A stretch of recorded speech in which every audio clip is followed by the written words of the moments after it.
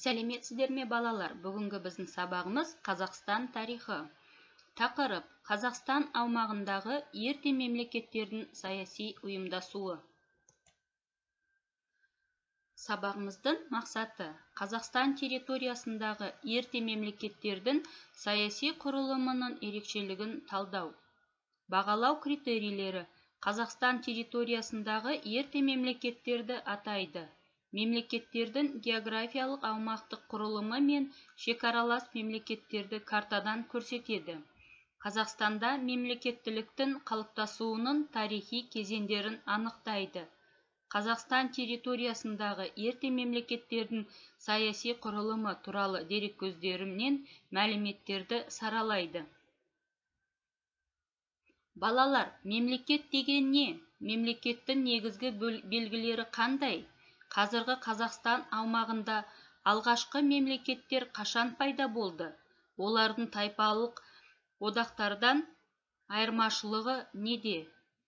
Бүгінгі сабақта осы сұрақтарға жауап аласыздар. Көшпелілер мемлекеттерінің үш үлгісі. Көшпелілер мемлекеттерінің үш үлгісі бөліп көрсетіледі. Көсемшілдік – бұл туыстыққа негізделген, мұрагерлік билігі бар, көсем басқарған саяси құрылым. Мұндай мемлекетте әлеуметтік жүктелу орын алады. Көсемшілдіктің басты функциялары: әскери, әкімшілік, сот, бітістіруші, біріктіруші функциялар. Ерте көшпелілер империясы бұл рулық және рудан тыс байланыстарға негізделген көп сатылы саяси құрылым. Мұндай мемлекетте министрлер, салық жинаушылар, төрешілдік аппарат пайда болады.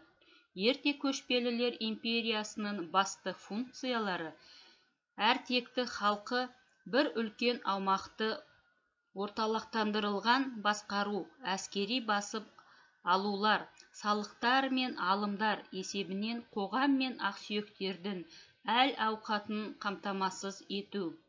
Мұның бәрі қалыпты жайт ретінде қарастырылады және әдеттегі құқықпен және дінмен бекітіледі. Дамыған мемлекет кезеңінде дамыған көшпелілер империяларында ғана мәжбүрлеу жүйесі мен заң пайда болады. Сақтар: Қазақстандағы өмір сүрген тайпалардың ішінде аты жөні жақсы сақталған тайпалардың бірі сақтар.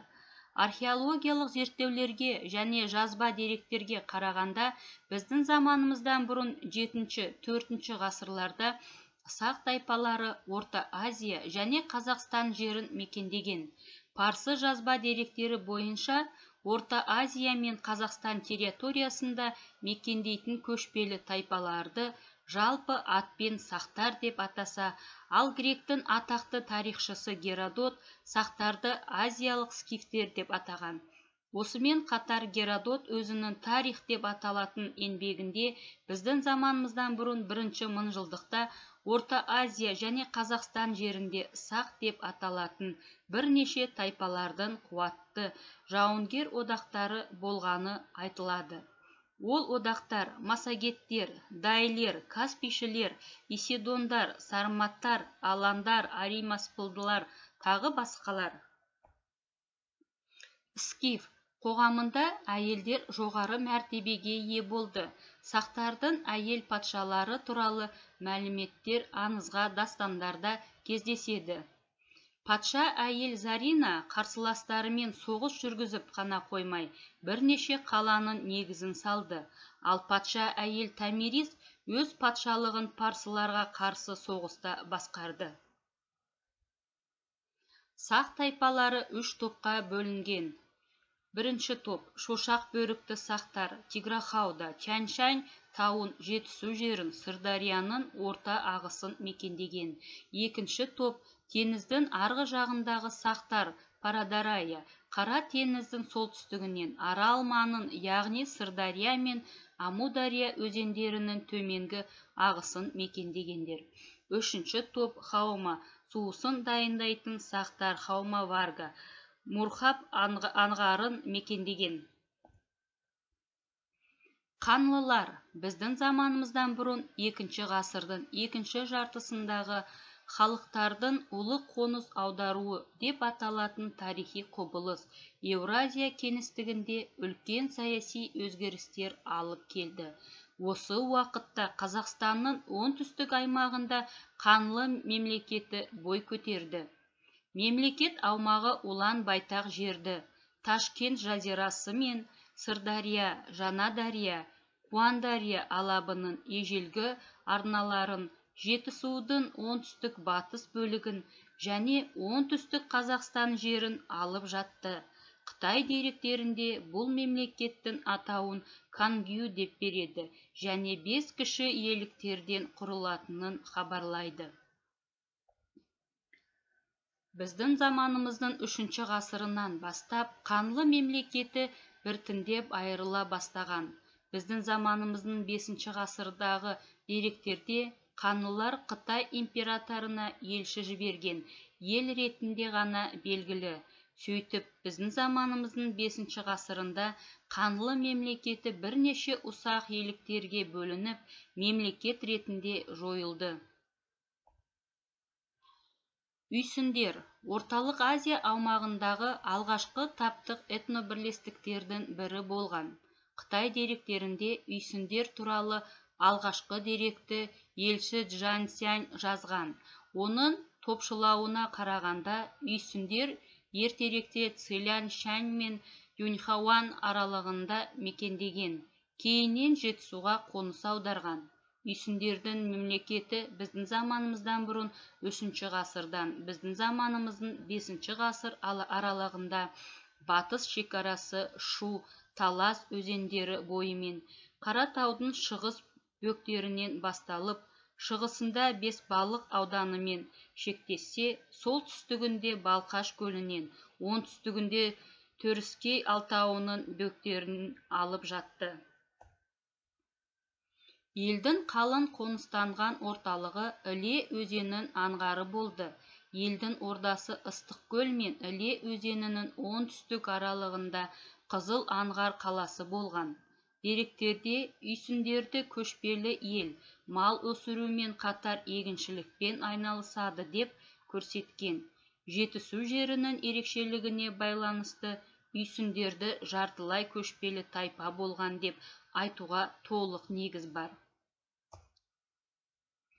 Ғұндар біздің заманымызға дейін 1 мыңжылдықтың басында Орталық Азияны мекендеген тайпалар жартылай көшпелі мал шаруашылығымен айналысып, скифтік мәдениетке ұқсас мәдениетті игеріп, арбалы көлікпен көшіп қонып жүрді. Ежелгі Қытай жазбаларында Қытайдың солтүстік шығыс жағын мекендеген жүндер, цяньдар туралы айтылады. Қытай тарихнамашысы Сыма Цянь Орталық Азияны біздің заманымыздан дейін 7 ғасырларда мекендеген солтүстіктегі көршілерін жүндер деп атайды. Біздің заманымызға дейін 5 ғасырдың сонында бұрынғы жүндердің орнына Орталық Азияда көшпенділердің күшті бірлестігі ғұндар мен юйчжилер пайда болды. Юйчжилер шығыс скиф тайпаларына жатады. Олардың құрамында үйсіндер де болған. Аумағы Тянь-Шаньнан бастап орталық және батыс Монғолия, Жоңғария, Алтай өңірі, шығыс Түркістанды қамтыды.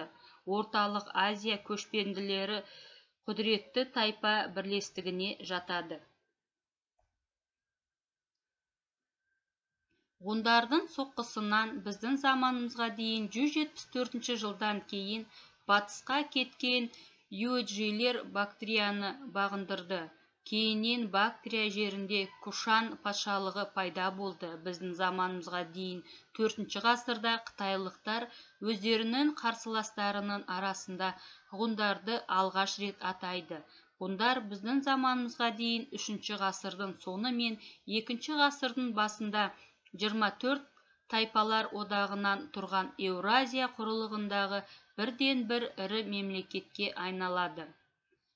Шығысында Тынық мұхитынан бастап, батысында Тарбағатай тауларына дейін кең құлаш жайып жатты. Кейбір зерттеушілер бұл мемлекеттің батыс шекарасы Арал теңізі, кейде Каспий теңізі дейін жеткен деген пікірлер айтады. Біздің заманымызға дейін 4-3 ғасырларда ондардың жауынгерлік күш қуатынан сескенген қытайлықтар олардан қорғану үшін Ұлы Қытай қорғанын салдырған. Балалар, тапсырмаға назар аударыңыздар. Бірінші тапсырма. Мәтінді оқып, көшпелілер мемлекеттерінің үлгілерін талда. Бағалау критерийлері. Қазақстандағы ерте көшпелілер мемлекеттерінің негізгі белгілерін анықтайды. Дескрипторлар. Көшпелілер мемлекеттерінің 3 үлгісін атайды. Мемлекет үлгілерінің кемінде 2 белгісін көрсетеді. Мемлекет үлгілерінің белгілері негізінде басты ерекшелігін түсіндіреді.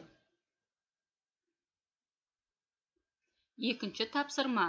Ерте көшпелілер мемлекеттерінің құрылу себептерін талдап, қалыптасу тарихына қатысты негізгі фактілерді анықта. Бағалау критерийлері. Ерте көшпелілер мемлекеттерінің қалыптасуын талдайды. Дескрипторлар. Ерте көшпелілер мемлекеттерінің құрылуына әсер еткен кемінде 3 факторды түсіндіреді. Мемлекеттің құрылған уақытын айтады, картадан аумағын көрсетеді. Үшінші тапсырма. Вен диаграммасында салыстыру.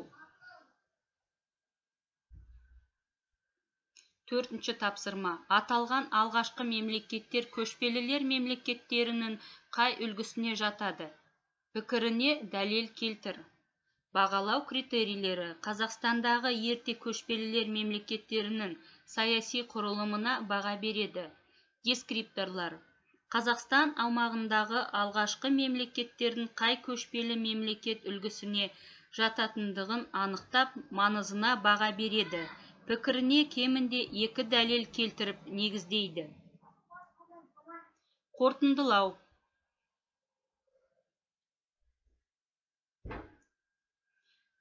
Үй жұмысы. Жандосова оқулығы Қазақстан тарихы 10-шы сынып. Алматы 2019 жыл. 101-105 беттер. Балалар, осымен біздің саябағымыз аяқталды. Сау болыңыздар.